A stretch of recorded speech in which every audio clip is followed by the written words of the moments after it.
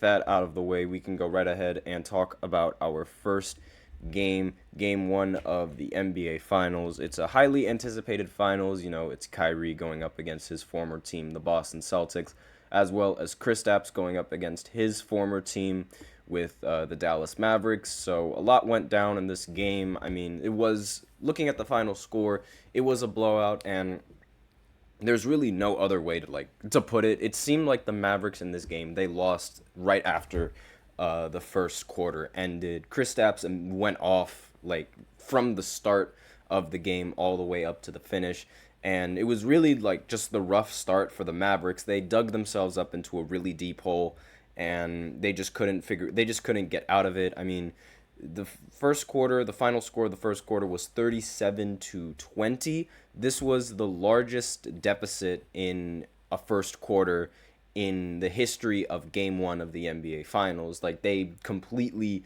dominated the Mavericks in every single facet in the first quarter. And the Mavericks, they were rallying, they were making efforts to try and come back, but it's just ultimately fell short because every single time they'd outscore the Celtics in every single quarter up until in the second half, but it wasn't by much. And when they were scoring, Boston would just quickly answer back. They needed to be that efficient from the jump, and they just weren't that efficient from the jump. And that's really what costed them. Now, some of the key players of this game, for Boston, was one of the key players was Jaylen Brown. Obviously, he's your Eastern Conference Finals MVP. He ended the game with 22 points, 6 rebounds, and 2 assists. He was the leading scorer for the Boston Celtics, shot 7 of 12 from the field, and missed 4 three-pointers. He shot 2 for 6, but, being the best scorer on the team that was winning, doesn't get any better than that. And obviously, as I mentioned before, Kristaps, he ended the game with 20 points on 8 for 13 from the field and 3 blocks along with 6 rebounds. Those 3 blocks came early in the first quarter, if I remember correctly. And Jaylen Brown, he also ended with 3 blocks in this game. I didn't put that up there because, wanted to highlight the rest of his. I probably should have put that up there. It's better to highlight the 3 blocks than to highlight those 2 assists now that I think about it. But this was the final score, and part of the reason why the score was so lopsided was because Kyrie didn't really show up in this game. Now, there's a little bit of a narrative going around in the since the postseason has started. Now, Kyrie is, I believe now with this game, is 0-12 since stepping on the Celtics logo all the way back when he was a Brooklyn Net. And I believe it was in game 1 where he did that against the Boston Celtics after they ended up losing that game. And ever since he stepped on Lucky, I think that's what they call it, he hasn't won a game against Boston since. And the narrative around it is that he now, since he stepped on it, he's really unlucky because how the Boston Celtics, the leprechaun and the clovers and the luck and all of those little things that go into the logo that they have. And it's ever since he stepped on him, it's it generated a bunch of bad luck. We also know how spiritual Kyrie is, and how if you do certain things in a certain way, it could invoke some bad spirits, this, that, and the other, whatever it is that you want to call it. But there is some sort of, I don't know what exactly the right word is. There's some sort of bad energy there, is what the media is trying to portray in that situation, because it's him, ever since he stepped on him, he hasn't won a single game, and he hasn't played well against them either. He shot 6 of 19 from the field. He only had 12 points, and he missed every single three-pointer that he took. And if the Mavericks, if they want to make this series somewhat competitive, they're going to need a lot more from Kyrie Irving. And they had enough from Luka. I mean, 30 points and 10 rebounds is about as good of a game as you can get.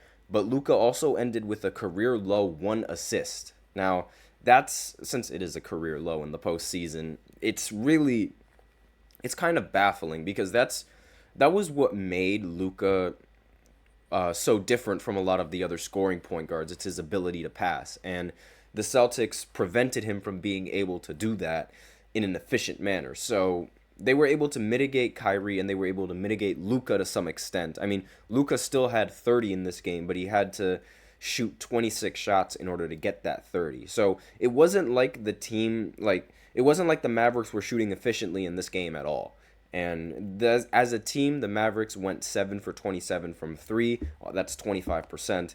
And the Celtics, they went 16 of 42 from three, which is 38%. And already the big difference is the 3-point difference, and that's really the big difference in terms of uh, offensive production for the Boston Celtics. They were getting a lot more out of their 3-point shooters, and as opposed to the Mavericks. Now, it's going to be really tough for Dallas to, I guess you could say, like, sort of find themselves again. It was a long break. I don't really think the break had anything to do with the result of this game, however. Like, again, it was really, like, the biggest problem was the fact that Kyrie didn't show up. And I feel like once Kyrie figures it out, then the Mavericks will be off on a much better foot than they were in this previous game. So the Celtics, they're up 1-0 in the series, and the next game isn't going to happen until Sunday on June 9th. So it's going to be a lot of waiting time between every single game. So it gives them time to come up with a game plan for like how they're going to go into this game, maybe what Kyrie needs to do differently, all those kinds of things. There's going to be talks about it without a doubt in the locker room. And that there's really not much to be said about this game. I mean, it was it was just the Celtics dominating from start to finish. And again, like I said, the Mavericks, they were like rallying at certain points of the game, but those rallies ultimately ended up being for nothing. And it's really just the fact that they put themselves in a hole early that they couldn't dig themselves out. And maybe if they would have had a much, closer first quarter, the result of this game could have been different. And if Kyrie were to play well, the results of the game would also be different. So that's really the big story behind this game. There wasn't really much to follow because throughout most of the game, it was just, a Celtics blowout. And I really don't like those games because it doesn't leave me with much to talk about, especially when it's like so lopsided as it was. And the final score, it was one of the biggest leads and one of the biggest wins in the first game of a final series. So again, it's like it's really difficult to sort of draw stories around it and to talk about the game that was already decided once the first quarter started. And so we just wait for game two that's going to happen on Sunday, see if they can somewhat turn it around. And if not, then, they'll still be able to turn it around when they go at home. But one of the things that I feel like Dallas should avoid is getting in a 2-0 hole because the Celtics have not lost a single road game at all in this postseason. And a common trend for the Celtics is to lose in game two. So the Mavericks, they need to make sure that they can absolutely win game two if they want to have a chance of winning the series, in my opinion. So that's all that's going to be for the first segment. So now we will go ahead and go into the second segment where I give a quick update on Jonte Porter and his gambling incident because there is an update on it. So I will be right back after this short break. Stay tuned.